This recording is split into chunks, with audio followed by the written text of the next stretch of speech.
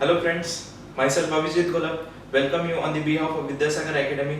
मित्रांनो, तुम्ही बघितलं असाल आता सध्या लॉकडाऊनचा सीन चालू आहे आणि या लॉकडाऊनच्या सीन मध्ये तुम्हाला ऑफलाईन लेक्चर्स हे शूट करणं हे खूप जास्त अवघड झालेलं आहे किंवा ऑनलाईन लेक्चर्स अटेंड करणं हे काय खूप जास्त अवघड आहे. त्यामुळे विद्यासागर अकॅडमीने आपल्या ऑनलाईन लेक्चर्सला सुरुवात केलेली आहे आणि या ऑनलाईन लेक्चर्स मध्ये आपण आपले एमपीएससी प्री एक्झामचे जे पण काही सब्जेक्ट्स आहेत ते सब्जेक्ट्स काय करणार आहे ह्या लेक्चर्स मध्ये अटेंड करणार आहे. आणि त्या सब्जेक्ट्स मधला सगळ्यात पहिला जो सब्जेक्ट आपण स्टार्ट करतो that subject is called as a basic electrical engineering. जसं तुम्ही बघितलं असाल तुमच्या एमपीएससी प्री एक्झाम मध्ये भरपूर सारे सब्जेक्ट्स इन्क्लूड केलेले आहेत, जसे की सिव्हिल इंजिनिअरिंग, मेकॅनिकल इंजिनिअरिंग, त्यानंतर मेकॅनिकल इंजिनिअरिंग नंतर मेकॅनिक्स, त्यानंतर मॅथमॅटिक्स आणि त्यानंतर इलेक्ट्रिकल इंजिनिअरिंग. प्रत्येकाची सिस्टीम काय केली त्याच्या मार्किंग अनुसार किंवा त्याच्या क्वेश्चन्स अनुसार अलॉट केलेले आहे. आता आपल्याला या सब्जेक्ट मध्ये आपले सगळे काय जे पॅटर्न्स आहेत किंवा सब्जेक्टचं जे पण काय सिस्टीम आहे ती सिस्टीम काय करायची आहे, स्टडी करायची. आता या बेसिक इलेक्ट्रिकल इंजिनिअरिंगचा स्टडी करताना आपल्याला त्याचा सिलेबस माहिती असणं खूप जास्त इम्पॉर्टंट आहे. सिलेबस मधला सगळ्यात पहिला जो पॉइंट येतो that is called as a DC circuit. त्यानंतर जो पॉइंट येतो that is called as a AC circuit. त्यानंतर थर्ड येतो थ्री फेज सर्किट आणि last is a single phase transformer. हा जो सिलेबस पॅटर्न जो डिझाइन केलेला आहे एमपीएससी ने, ह्या एमपीएससी ने ज्या डिझाइन पॅटर्नच्या अनुसार एमपीएससी ने एक्झाम मध्ये मार्क्स विचारले, म्हणजे इक्वल चॅप्टर्सच्या अनुसार हे जे 4 चॅप्टर्स आहेत प्रत्येक चॅप्टर्स वरती त्यांनी इक्वल अमाउंट ऑफ क्वेश्चन्स त्यांनी काय केले एक्झाम मध्ये विचारले. जर तुम्ही 2019 चा जर क्वेश्चन पेपर बघितला एमपीएससीचा तर त्यामध्ये 10 क्वेश्चन्स विचारले गेले. आता तुम्हाला माहिती आहे प्रत्येक क्वेश्चन 1 मार्क साठी एक्झाम मध्ये विचारला जातो, म्हणजे 10 क्वेश्चन 10 मार्कासाठी त्यांनी काय केले होते एमपीएससी 2019 मध्ये विचारले होते. त्यानंतर एमपीएससी 2018 मध्ये आपल्याला 10 क्वेश्चन्स ह्या बेसिक इलेक्ट्रिकल इंजिनिअरिंग वरती विचारले होते. त्यानंतर एमपीएससी 2017 मध्ये आपल्याला 11 क्वेश्चन ह्या बेसिक इलेक्ट्रिकल इंजिनिअरिंग वरती विचारले होते. म्हणजे सरासरी तुम्ही एक गोष्ट समजू शकतात की ह्या 4 चॅप्टर्स वरती आपल्याला बेसिक इलेक्ट्रिकल इंजिनिअरिंग ह्या सब्जेक्ट मधून कंपल्सरी 10 क्वेश्चन्स एक्झाम मध्ये विचारले जातात. मग त्यासाठी आपल्याला हे 10 क्वेश्चन्स किंवा हे 10 मार्क्स ऑब्टेन करणे खूप जास्त महत्त्वाचे आहे. त्यामुळे आपण यापुढे जेवढे पण या चॅप्टर्स बद्दल काही शिकणार आहोत तर 100% त्या चॅप्टर्स मधून किंवा त्या जो कन्सेप्ट असतो त्या कन्सेप्ट वरतीच तुम्हाला एक्झाम मध्ये क्वेश्चन विचारले जातात. आपले जे प्रिव्हियस इयरचे जे पण काही क्वेश्चन्स आहेत ते क्वेश्चन पण आपण इथे सॉल्व्ह करणार आहोत. मग ते थेरॉटिकल असू द्या किंवा ते मॅथमॅटिकल असू द्या, हे सगळे क्वेश्चन्स आपण काय करणार आहे त्याच्यामध्ये सॉल्व्ह करणार आहे. त्यामुळे आपण सगळ्यात पहिला जो चॅप्टर आहे डीसी सर्किट, तो डीसी सर्किट काय करू स्टार्ट करू.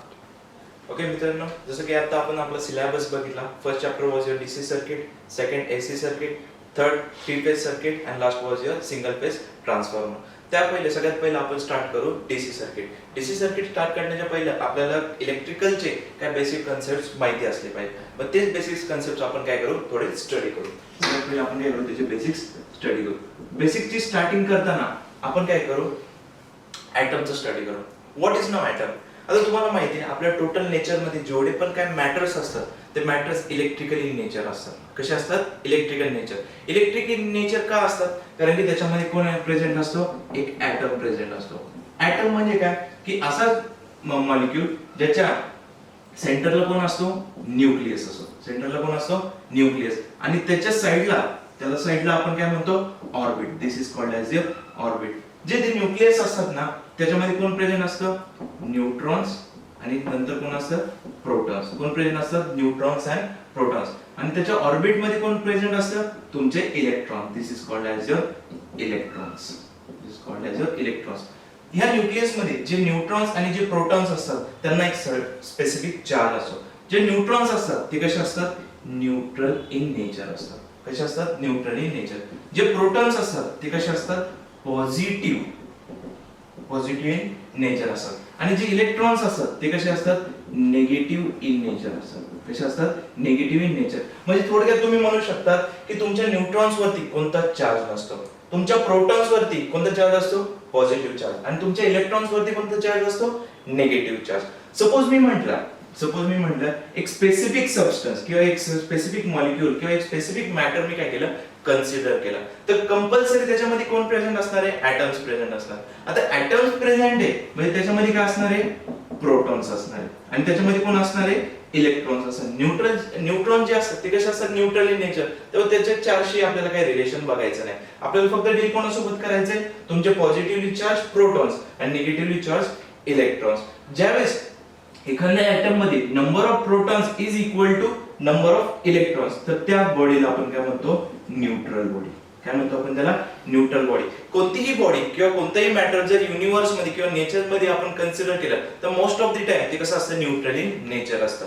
जर सपोज ह्या मॅटर मधून किंवा ह्या बॉडी मधून मी काय केले? इलेक्ट्रॉन्स काय केले? कमी केले किंवा इलेक्ट्रॉन्सचे काय केले? मी काढले. आता इलेक्ट्रॉन्स काढल्यानंतर ऑब्विसली इलेक्ट्रॉन्सची काय होणार आहे? डेफिशियन्सी होणार आहे. इलेक्ट्रॉन्सची काय होणार आहे? डेफिशियन्सी.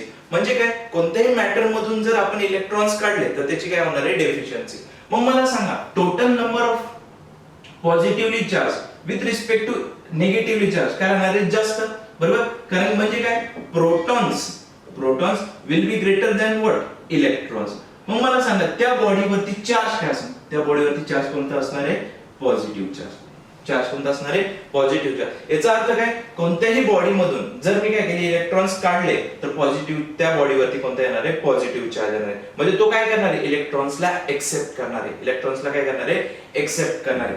तर त्यानंतर सपोज सेम बॉडी जी की न्यूट्रल स्टेट मध्ये अवेलेबल होती आणि त्याच्यामध्ये प्रोटॉन्स आणि इलेक्ट्रॉन्स अवेलेबल होते. मी काय केले? याच्यामध्ये काय इलेक्ट्रॉन्स काय केले? ऍड केले. म्हणजे काय केले? एक्सेस केले.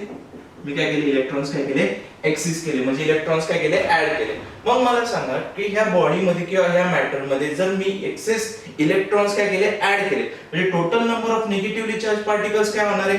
जास्त होणार आहे. आणि जेवढे निगेटिव्हली चार्ज पार्टिकल जर जास्त झाले तर ऑब्विसली याच्यावरती जो चार्ज आहे तो काय राहणार? निगेटिव्ह चार्ज राहणार आहे की नाही? काय राहणार आहे? Negative charge. निगेटिव्ह चार्ज असल्यामुळे ते काय करणार आहे? प्रोटॉन्सला एक्सेप्ट करणार आहे. प्रोटॉन्सला काय करणार आहे? एक्सेप्ट करणार आहे. This is the basic thing about the atom. जसं मी तुम्हाला सांगितलं की ऍटम म्हणजे काय? की आपल्या टोटल युनिव्हर्स मध्ये जे पण काय मॅटर असतात ते इलेक्ट्रिकल नेचर असतात. म्हणजे त्याच्यामध्ये काय असतात? ऍटम प्रेझेंट असतो. आणि या ऍटम मध्ये कोण असतं? तुमचे न्यूक्लियस असतो आणि त्याच्या साइडला कोण असतं? तुमचा ऑर्बिट असतो. तुमच्या न्यूक्लियस मध्ये कोण असतो? न्यूट्रॉन्स आणि प्रोटॉन्स. न्यूट्रॉन जे असतात ते कसे असतात? Neutral in nature. प्रोटॉन जे असतात they are called as the positively charge particle. आणि जे इलेक्ट्रॉन्स असतात ते कसे असतात? निगेटिव्ह. कोणतीही बॉडी जर ती न्यूट्रल किंवा नॉर्मल स्टेट मध्ये अवेलेबल असेल तर ती त्याच्यामध्ये number of protons will be equal to number of electrons. जर मी इलेक्ट्रॉन्स काढले तर काय होणार आहे? इलेक्ट्रॉनची डेफिशियन्सी होणार आहे. आणि इलेक्ट्रॉन्स काढले तर ऍटम वरती चार्ज कोणता येतो? तुमचा पॉझिटिव्ह चार्ज. आणि जर इलेक्ट्रॉन्स ऍड केले म्हणजे नंबर ऑफ इलेक्ट्रॉन्स काय आले? तुमचे वाढले. त्यामुळे टोटल बॉडीवरती जो चार्ज येईल तो काय राहणार आहे?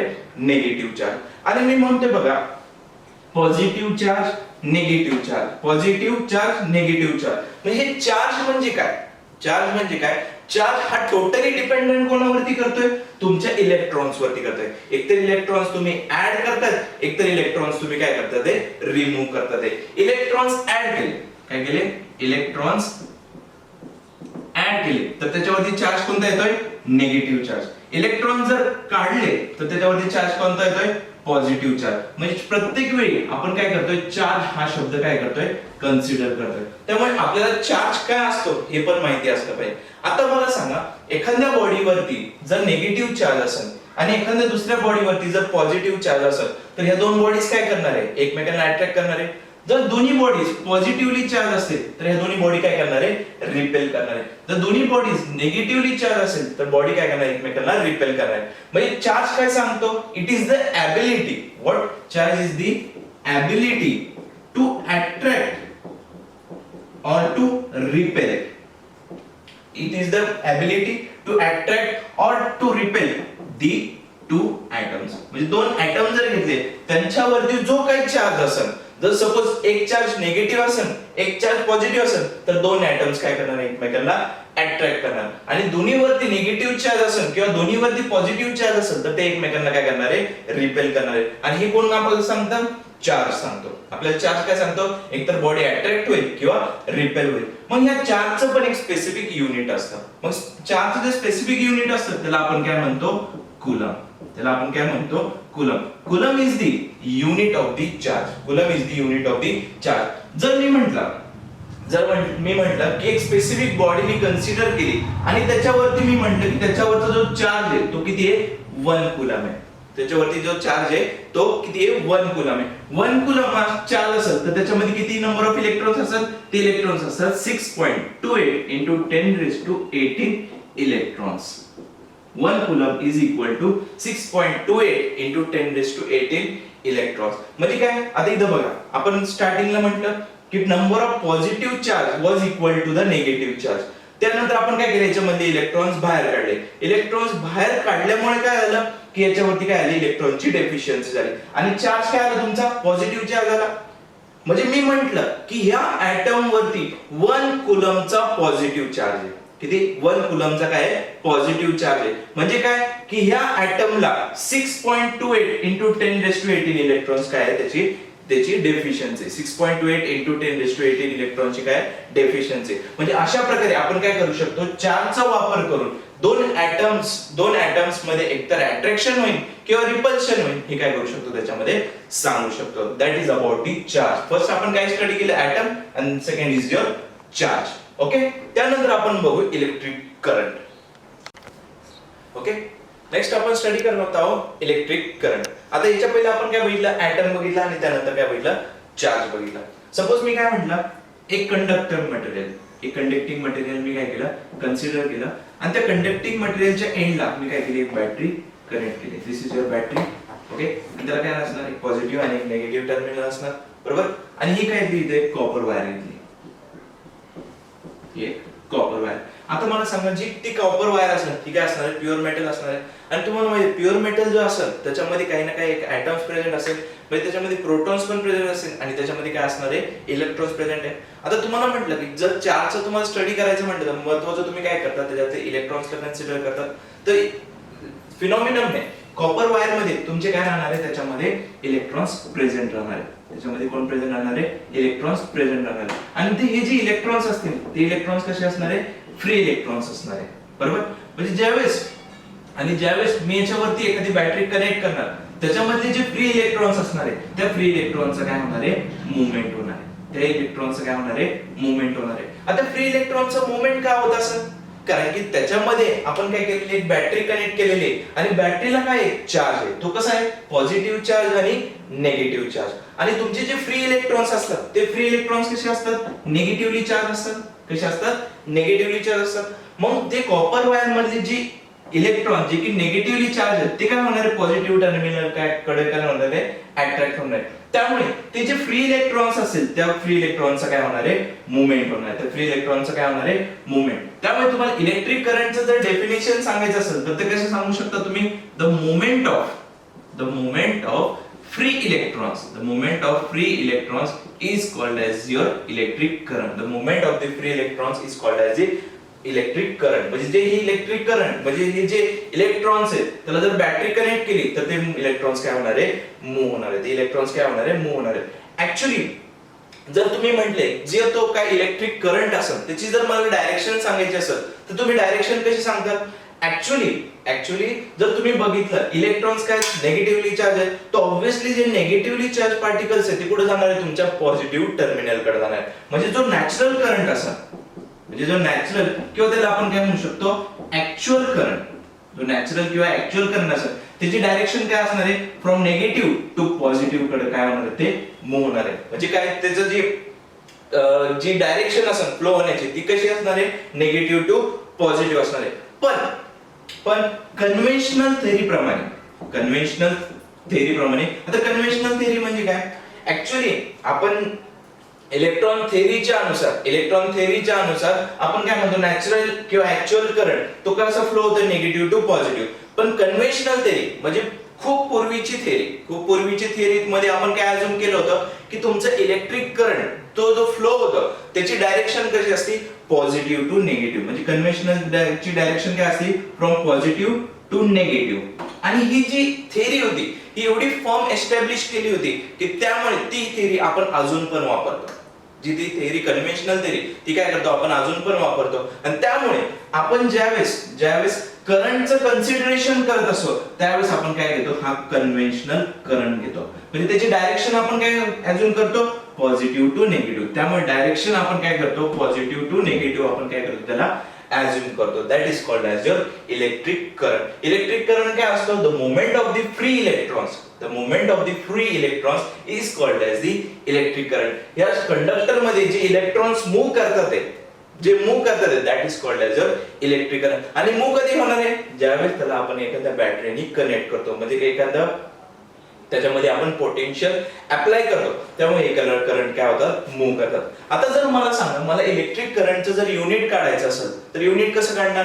मी काय म्हटलं, movement of the free electrons. म्हणजे फ्री इलेक्ट्रॉन्स काय होतात, ते मूव्ह होतात आहे. आणि ज्यावेळेस ते मूव्ह करत असेल, काहीतरी सर्टन टाइम साठी मूव्ह करत असेल, म्हणजे मी काय म्हणू शकतो, movement of the electrons, movement of the electrons per unit time is called as the current. Movement of the electrons per unit time is called as the current. आता electrons त्यांच्यावरती काय एक स्पेसिफिक चार्ज आहे, आणि त्या चार्जला आपण काय म्हणतो, that is the charge, and it is denoted by coulomb C divided by time t.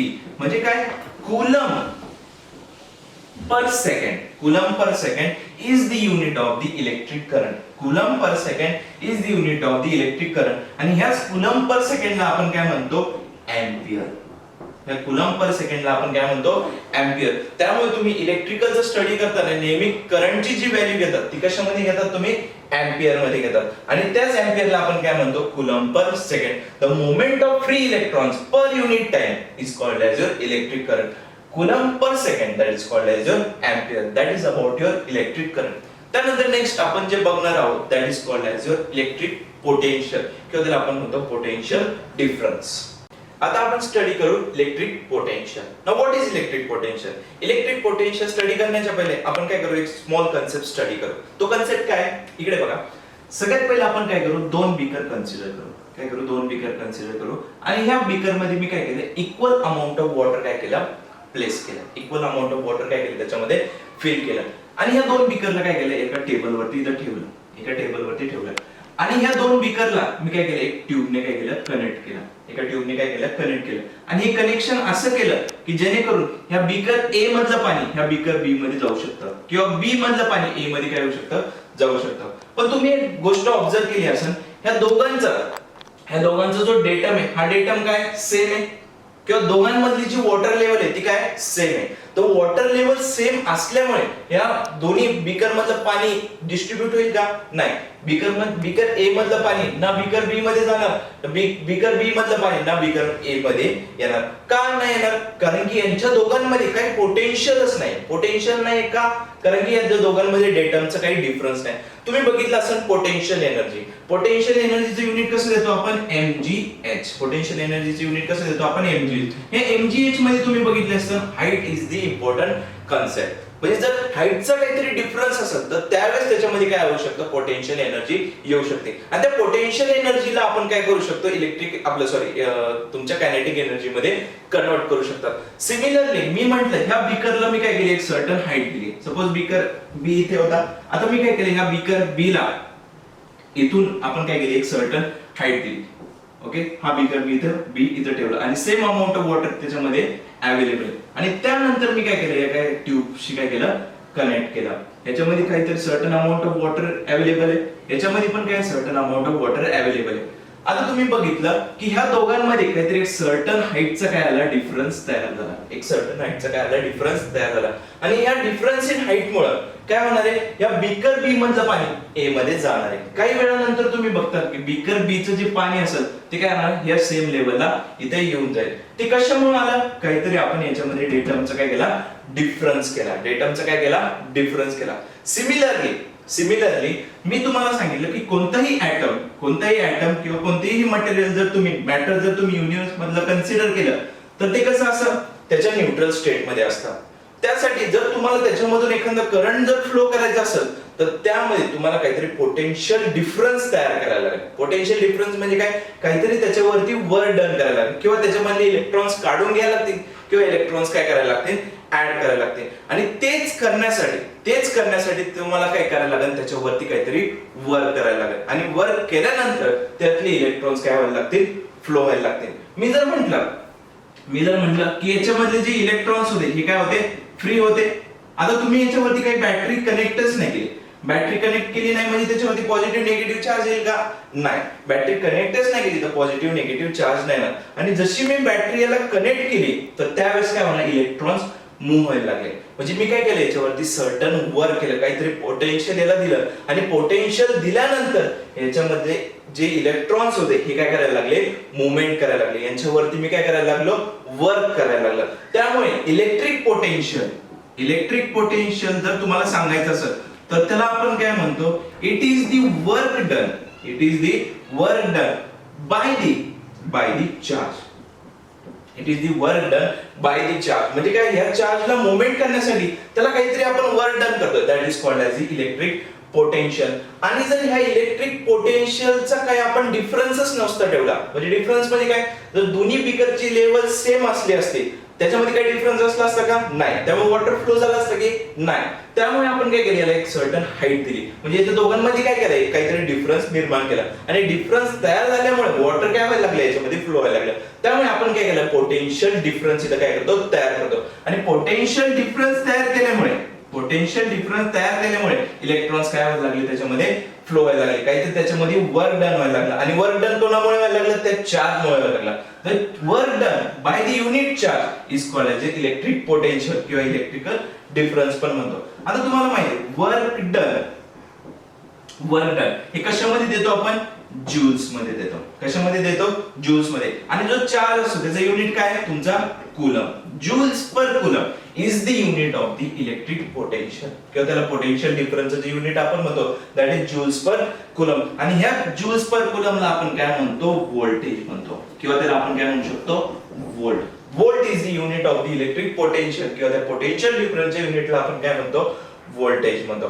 This is called as electric potential. Electric potential एक असं पोटेन्शियल असतं जे काय करतं, इलेक्ट्रॉन्सला त्या सर्किट मध्ये मूव्ह करतं. आणि मूव्ह करायचं असेल तर कंपल्सरी त्याच्यामध्ये आपल्याला काहीतरी डिफरन्स तयार करायला लागेल. आणि डिफरन्स तयार केला तर ऑब्विसली इलेक्ट्रॉन्स काय व्हायला लागणार आहे, मूव्ह व्हायला लागणार आहे. And that is given as work done per unit charge. Work done per coulomb is equal to joules per second, कारण की वर्क डनचं युनिट काय तुमचं जूल्स. आणि पर coulomb gives you the voltage. The voltage is the unit of the electric potential. Okay, this is the next basic concept about your electrical engineering. त्यानंतर आपण next terminology study करू, that is called as resistance. Next जो basic concept आपण study करणार आहोत that is called as resistance. आता जसं तुम्हाला सांगितलं, एक इलेक्ट्रिक कॉपर वायर आपण काय केली होती, एका सर्किटला कनेक्ट केली होती आणि त्याला काय केलं, एक पोटेन्शियल डिफरन्स दिला. आणि डिफरन्स दिल्यामुळे त्याच्यामध्ये काय आलं, तुमचा इलेक्ट्रिक करंट तुमचा काय झाला, फ्लो झाला.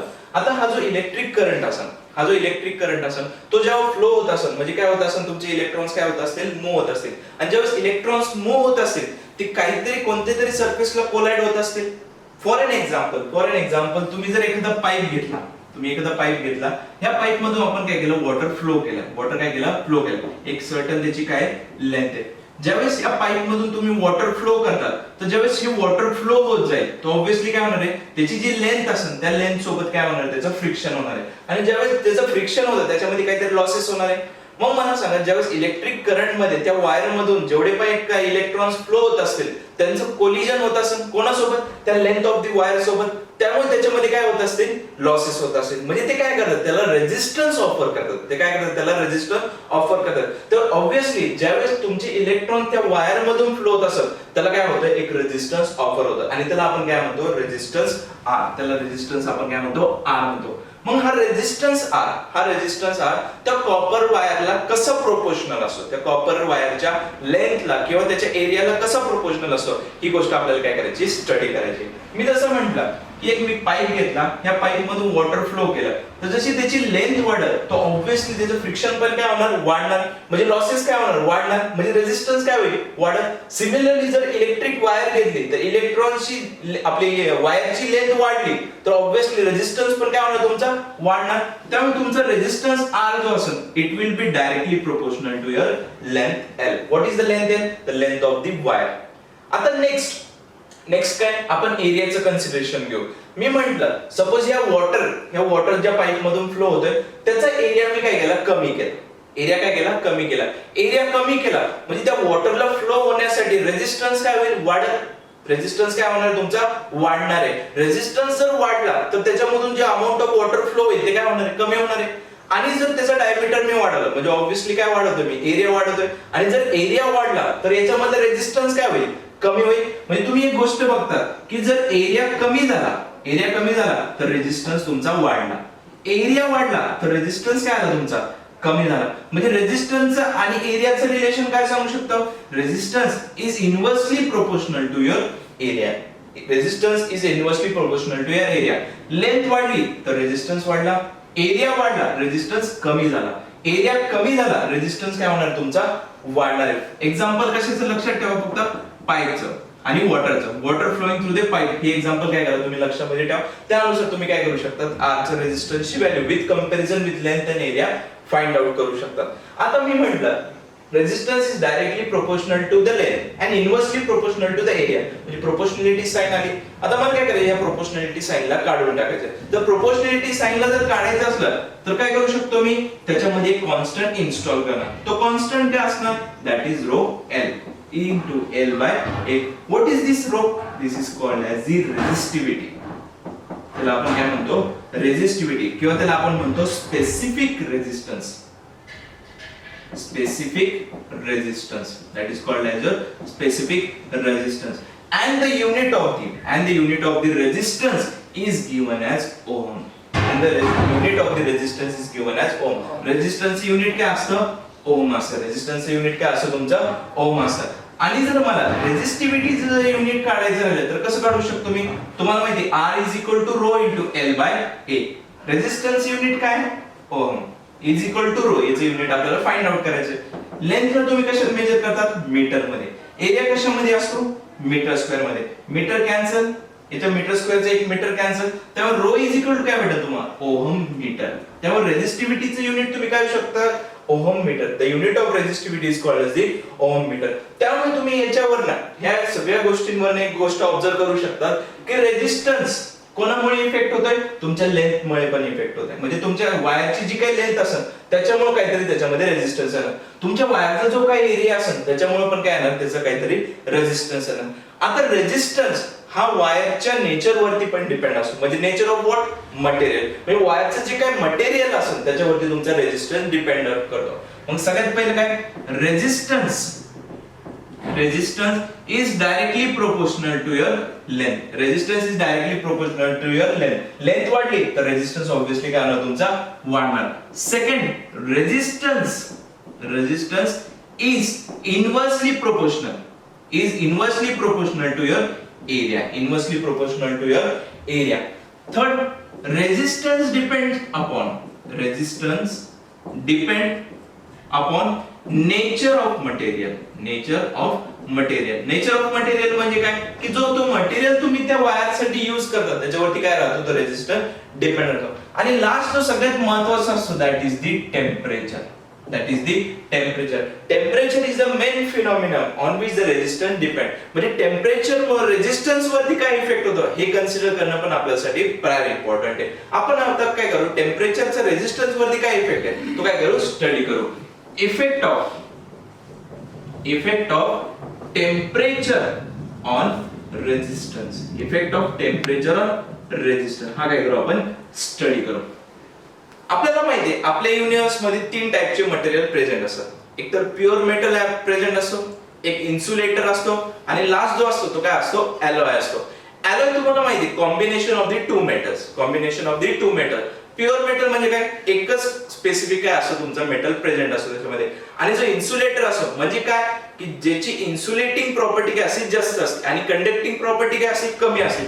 म्हणजे त्याच्यामधून तो हीट जाऊन देत नाही किंवा त्याच्यामधून इलेक्ट्रॉन्स तो फ्लो होऊन देत नाही. त्यामुळे या तीन मटेरियलचं जर आपल्याला सांगायचं म्हटलं सगळ्यात पहिलं आपण काय म्हणू प्युअर मेटलचं एक्झाम्पल काय कॉपर ॲल्युमिनियम हे काय प्युअर मेटल्स आहेत. या प्युअर मेटलचा रेजिस्टन्सच्या अनुसार टेम्परेचरच्या अनुसार रेजिस्टन्स मध्ये काय इफेक्ट होतो ते आपण काय करू जाणून घेऊ. त्यासाठी मी तुम्हाला सगळ्यात बेसिक सांगतो की ज्यावेळेस टेम्परेचर तुमचं वाढेल तर त्यावेळेस तुमचा रेजिस्टन्स काय होतो वाढतो. जेव्हा तुमचं टेम्परेचर वाढतो तर त्यावेळेस रेजिस्टन्स पण काय होतो तुमचा वाढतो. In the case of the pure metal कोणताही प्युअर मेटल घेतला कॉपरची वायर घ्या ॲल्युमिनियमची वायर घ्या तर टेम्परेचर वाढला तर त्याच्यामधला रेजिस्टन्स काय होणार तुमचा ऑब्विसली वाढणार. सेकंड आर दी इन्सुलेटर म्हणजे काय तुम्हाला माहिती आहे rubber material rubber material, okay, किंवा सिंथेटिक मटेरियल जे काय करतात तुम्ही ॲज इन्सुलेटिंग मटेरियल काय करतात त्याच्यामध्ये यूज करतात की ज्यावेळेस त्याच्यामधला जर टेम्परेचर वाढला तर त्याच्यामध्ये रेजिस्टन्स कमी होतं. या दोघांचं रिलेशन काय? Inverse relation. टेम्परेचर वाढला तर रेजिस्टन्स काय होतं याच्यामध्ये कमी होतं. Second are the alloys. Alloys म्हणजे काय? Combination of the two metals is called as the alloys. म्हणजे ज्या आणि अलॉयजचा टेम्परेचरचा आणि रेजिस्टन्सचा कसा इफेक्ट आहे की ज्यावेळेस तुमचं टेम्परेचर वाढतो, ज्यावेळेस तुमचं टेम्परेचर वाढतो, जो रेजिस्टन्स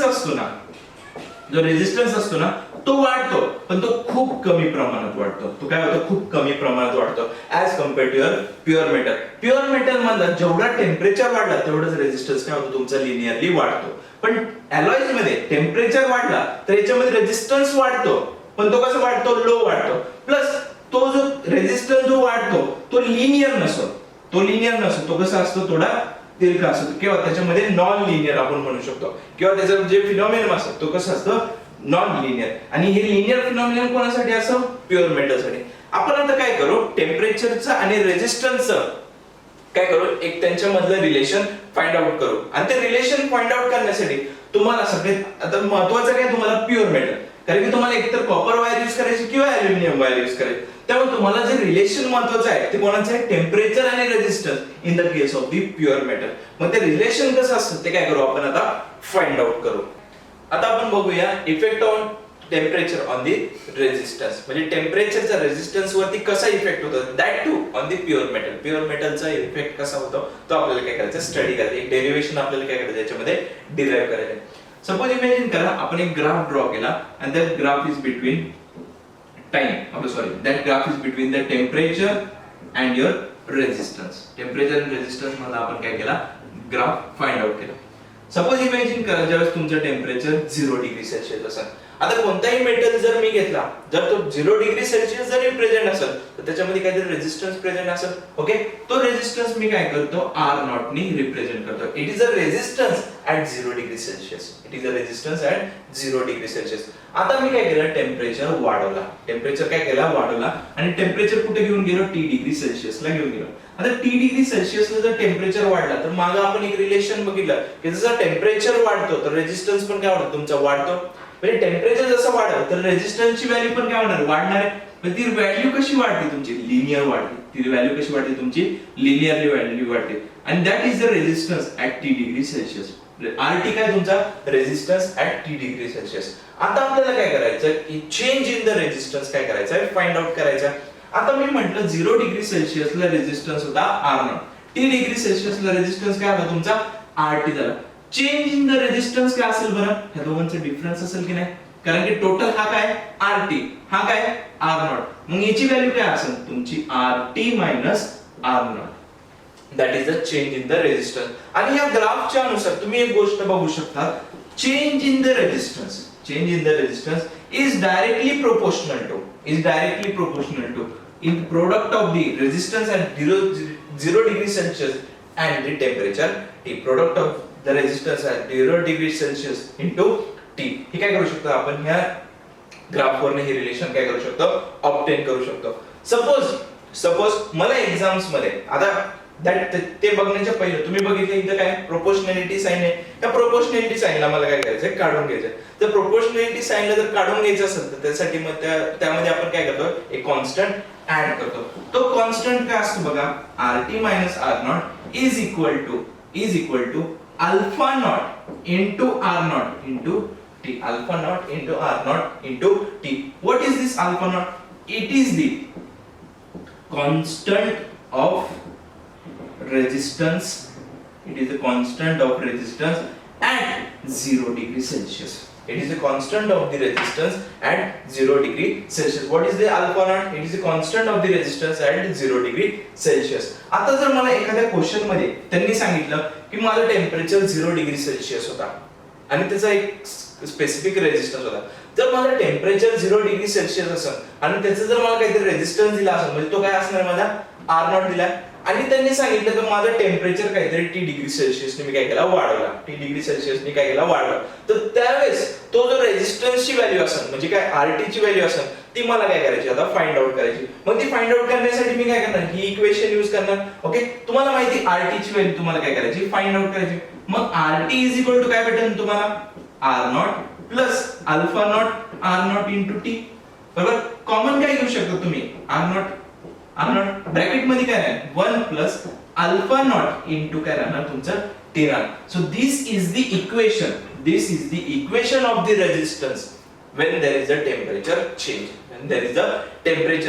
म्हणजे स्टार्टिंगचा टेम्परेचर 0 डिग्री सेल्सिअस, टेम्परेचर आता काय झालं T डिग्री सेल्सिअस, आणि त्या T डिग्री सेल्सिअसला किती रेजिस्टन्स असेल तो जर फाइंड आउट करायचा असेल तर कसं फाइंड आउट करणार आपण, RT is equal to R0 1 plus alpha naught into T. What is alpha naught? It is a constant of the resistance at 0 degree Celsius. It is a constant of the resistance at 0 degree Celsius. आता suppose मी म्हटलं की RT एक हा एक resistance आहे जो की T डिग्री टेम्परेचरला प्रेझेंट आहे. R0 एक रेजिस्टन्स आहे, तो काय आहे 0 डिग्री सेल्सिअसला तो काय आहे प्रेझेंट आहे. सपोज मी काय म्हटलं, ही एक R1 ची व्हॅल्यू मला काय माहिती आहे आणि ही एक R2 ची व्हॅल्यू R1 ची व्हॅल्यू मला काय करायची, फाइंड आउट करायची. R2 ची व्हॅल्यू पण मला काय करायची, फाइंड आउट करायची. With respect to what, R0 मला काय करायची, फाइंड आउट करायची. मग या इक्वेशन थ्रू मी काय करू शकतो, त्याला फाइंड आउट करू शकतो. Suppose T1 is the temperature आणि या T1 टेम्परेचर रेजिस्टन्स काय तुमचा R1 आहे. सपोज टेम्परेचर T2 ने वाढला, कारण की हा T1 असणार आहे आणि हा काय राहणार तुमचा T2 राहणार आहे. टेम्परेचर T2 ला रेजिस्टन्स काय आला तुमचा R2 झाला. सपोज तुम्हाला R1 ची व्हॅल्यू दिली, T1 ची व्हॅल्यू दिली, T2 ची व्हॅल्यू दिली आणि विचारली काय तुम्हाला R2 ची व्हॅल्यू. मग ही R2 ची व्हॅल्यू तुम्ही काय करू शकता, हे इक्वेशन थ्रू यूज करू शकता.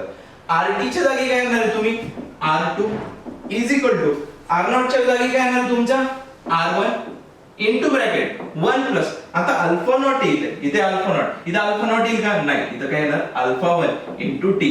What is will be the alpha 1, alpha 1 will be the constant of the resistance at T1 degree Celsius. पण हा T तुम्ही डायरेक्टली T1 घेऊ शकतात का, नाही, याच्यामध्ये तुम्हाला काय करायला लागेल, दोघांचा डिफरन्स घ्यायला लागेल. That will be difference of T2 minus T1 degree Celsius. This will give you the value of the resistance R2. R2 is equal to R1 in bracket 1 plus alpha 1 bracket T2 minus T1 degree Celsius. Okay, अशा प्रकारे तुम्ही काय करू शकता, या दोन value find out करू शकता. आणि सपोज आपल्याला त्यांनी R0 ची व्हॅल्यू दिली, R1 ची व्हॅल्यू फाइंड आउट करायला लागली, R0 ची व्हॅल्यू दिली, R2 ची व्हॅल्यू फाइंड आउट करायला लागली. तर ती कशी फाइंड आउट करू शकतात, R1 is equal to R0 1 plus alpha naught into T0 into काय राहणार तुमचा T1, कारण की तुमचा टेम्परेचर काय होणार इथे T1 होणार आहे, बरोबर, कारण की इथे पण काय घेतलं आपण टेम्परेचर T घेतलं की नाही, बरोबर. आणि R2 ची व्हॅल्यू काय भेटणार आहे, R0 in bracket 1 plus alpha naught into काय राहणार तुमची T2 राहणार आहे. मग R1 upon R2 काय भेटेल तुम्हाला, R0 कॅन्सल होईल, फक्त काय राहील 1 plus alpha naught into T1 divided by 1 plus alpha naught into T2. This will give you the relation when the two temperature are known and the one resistance is known. With the help of the one resistance we can find out the another resistance with the help of its temperature range. That is the effect of the temperature on the resistance.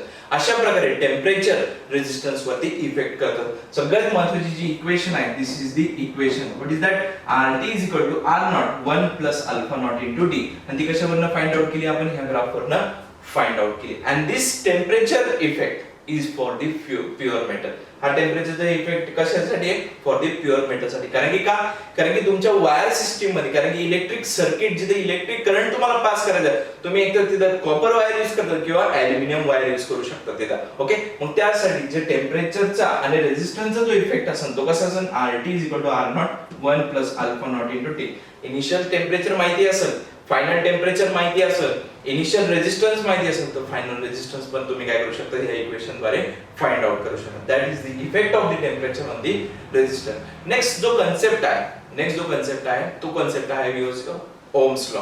Okay, Ohm's law काय सांगतो बघा, की तुमचं जे voltage, तुमचं current आणि तुमचं रेजिस्टन्सचं काय रिलेशन आहे, तो काय करतो ओम्स लॉ सांगतो. व्हॉट इज ओम्स लॉ, तो आपण काय करू आता स्टडी करू.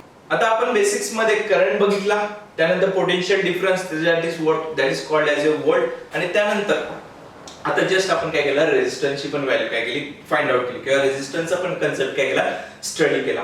त्यानंतर आपण स्टडी करणार आहोत Ohm's law. What is Ohm's law? Ohm's law is the law that gives you the relation between the current I, voltage V and resistance R. Ohm's law is the law that gives you the relation between the current I, voltage V and resistance R. Suppose मी म्हटलं एक wire घेतली, त्या wire मध्ये काहीतरी एक resistance R आहे, आणि त्या resistance R, this is a resistance R, याच्यामधून करंट I फ्लो होतोय, आणि त्याला काय केलं तुम्ही, एका व्होल्टेजने काय केलं, कनेक्ट केला. व्होल्टेजने काय केलं, कनेक्ट केला. आता त्यावेळेस ह्या तिघांचं रिलेशनशिप काय, ते ओम्स, तो काय करतो आपल्याला, ओम्स लॉ सांगतो. ओम्स लॉ काय सांगतो बघा, the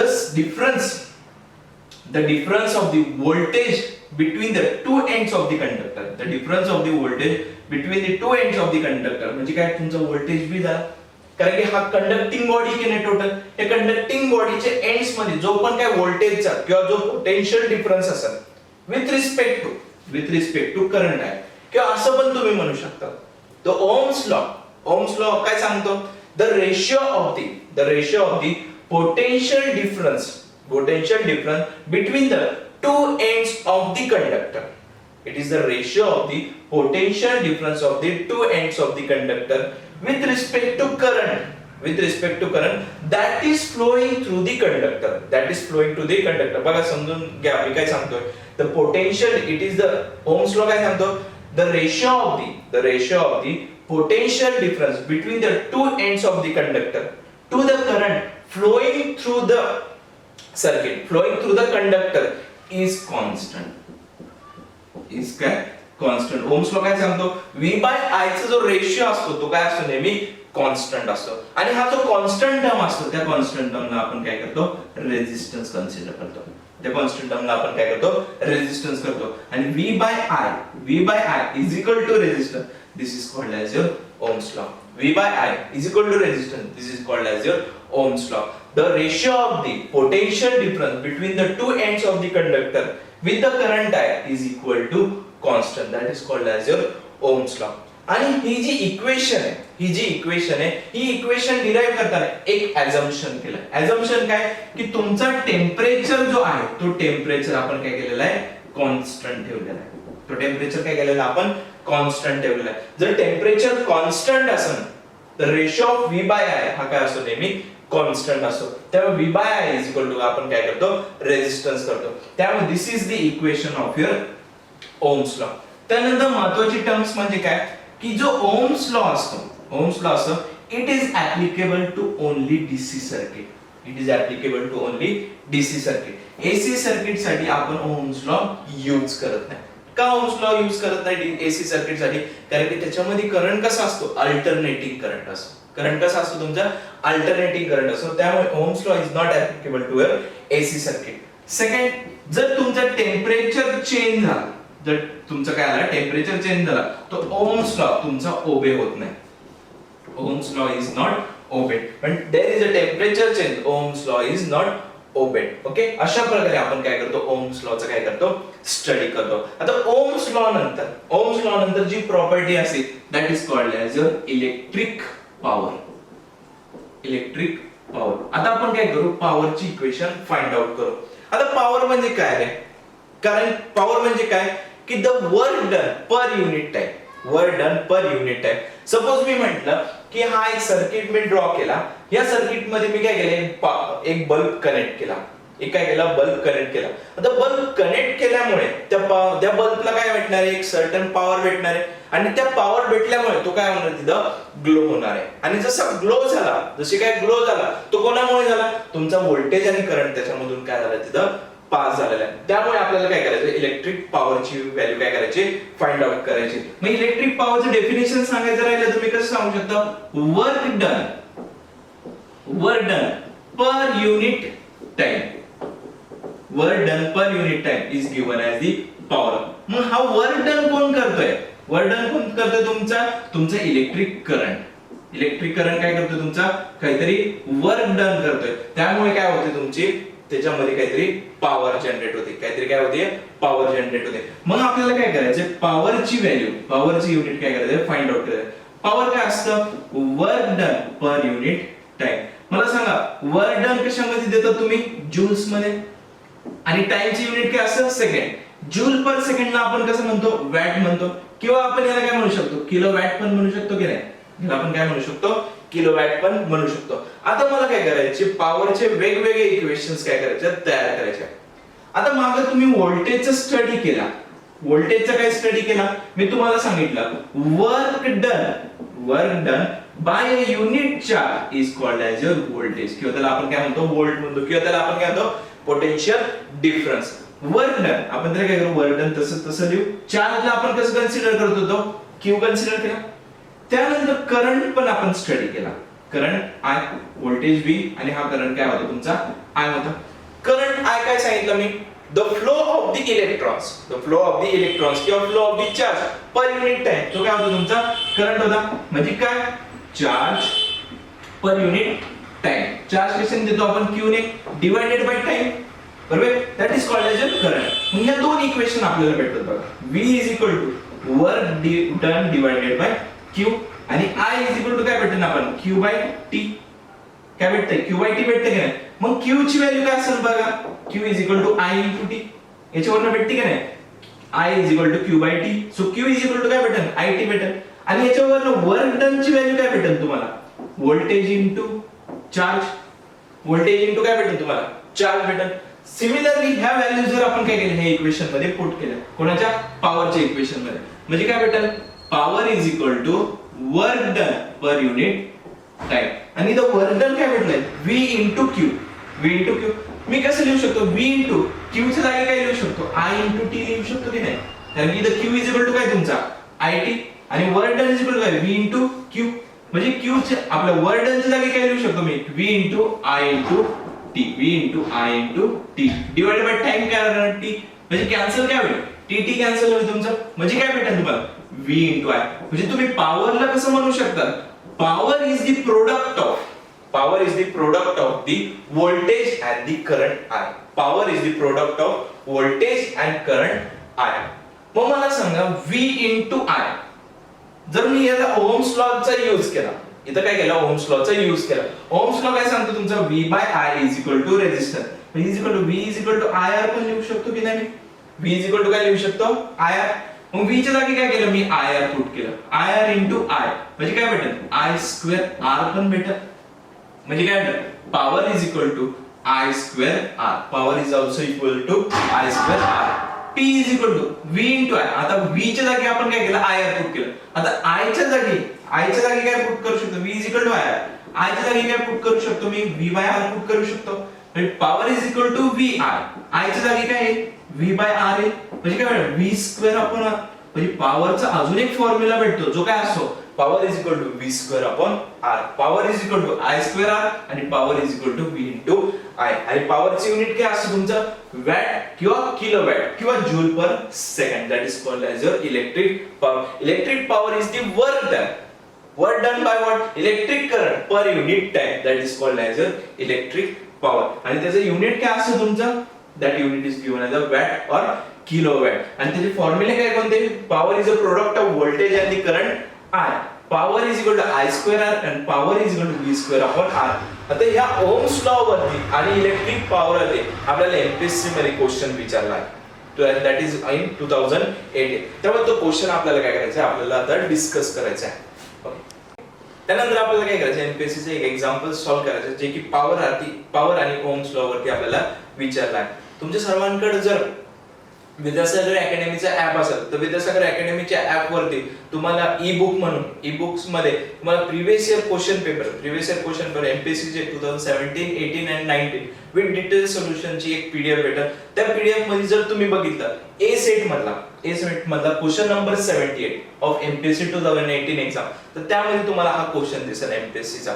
okay, that question is called as an electrical heater is rated as 1 kilowatt. काय दिलेलं आहे, an electrical heater is rated as 1 kilowatt, 250 volt. Calculate the current taken by it if it is connected to 200 volt supply. याचा अर्थ काय होता बघा, समजून घेऊ आपण. सगळ्यात पहिले त्यांनी काय सांगितलं की आम्ही एक इलेक्ट्रिकल हीटर घेतला आणि हा इलेक्ट्रिकल हीटर काय केला, कनेक्ट केला आणि कनेक्शन केल्यानंतर तुम्हाला जी पॉवर भेटली ती पॉवर किती होती, 1 किलो वॅट होते. 1 किलो वॅटला मी 1000 वॅट पण लिहू शकतो की नाही, कसं लिहू शकतो, 1000 वॅट. आणि त्यावेळेस जो व्होल्टेज होता तो व्होल्टेज किती होता, 250 व्होल्ट होता. त्यावेळेस तो व्होल्टेज काय होता तुमचा, 250 व्होल्ट होता. आता मला सांगा, ज्यावेळेस तुम्ही इलेक्ट्रिकल हीटर इथं कनेक्ट केला असेल आणि त्यासाठी 250 व्होल्टचं तुम्ही व्होल्टेज प्रोव्हाइड केला असेल तर त्यावेळेस तुम्हाला पॉवर किती भेटली, 1000 वॅट. म्हणजे ऑब्विसली याच्यामधून करंट काहीतरी आय फ्लो होत असेल. ओके, करंट आय फ्लो होत असेल, त्याला तो किती फ्लो होतोय ते आपल्याला फाइंड आउट नाही करायचं. त्यांनी फाइंड आउट काय करायला लावलंय की ज्यावेळेस सेकंड टायमिंगला सेम हीटर तुम्ही घेताल आणि त्यावेळेस पण जी पॉवर काय असेल 1 किलो वॅट असेल. पॉवर किती असेल, 1 किलो वॅट असेल आणि 1 किलो वॅट म्हणजे किती, 1000 वॅट. आणि जर तुम्ही जो V असेल म्हणजे व्होल्टेज जो असेल तो व्होल्टेज काय केला, चेंज केला. तो व्होल्टेज किती ठेवला तुम्ही, 200 व्होल्ट ठेवला. व्होल्टेज काय ठेवलं तुम्ही, 200 व्होल्ट. मग त्यावेळेस जी करंट I ची जी व्हॅल्यू असेल ती तुम्हाला काय करायची, फाइंड आउट करायची. करंट I ची जी काय व्हॅल्यू असेल ती काय करायची, तुम्हाला फाइंड आउट करायची. आता मला सांगा, फर्स्ट क्वेश्चन मध्ये काय दिलेले, पॉवर इज गिवन, बरोबर.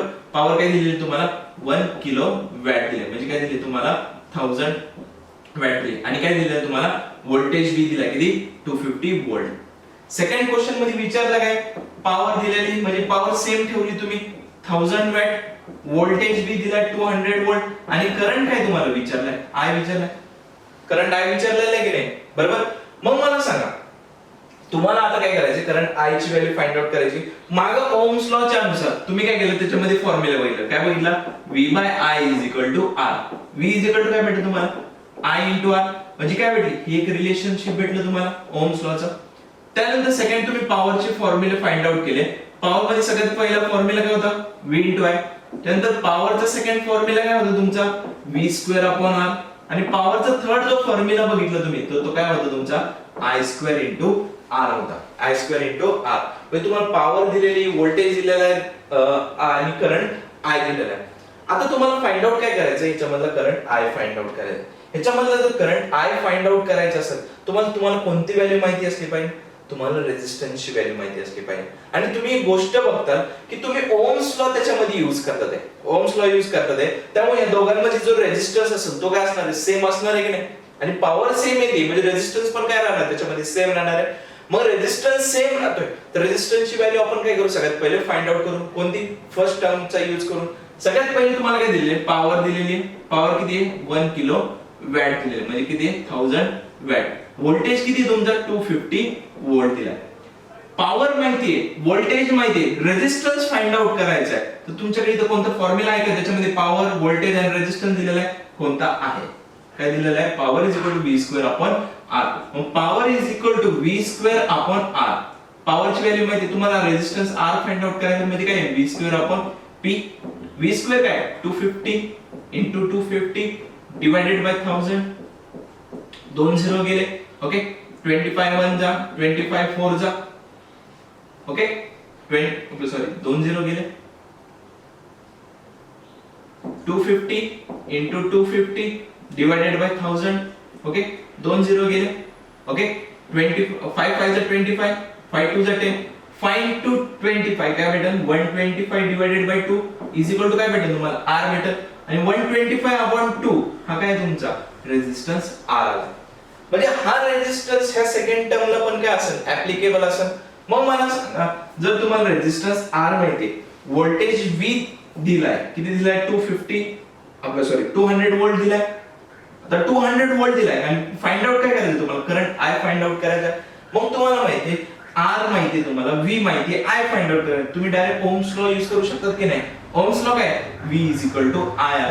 I फाइंड आउट करायचं आहे, काय भेटेल, V/R. V ची व्हॅल्यू किती तुमची, 200.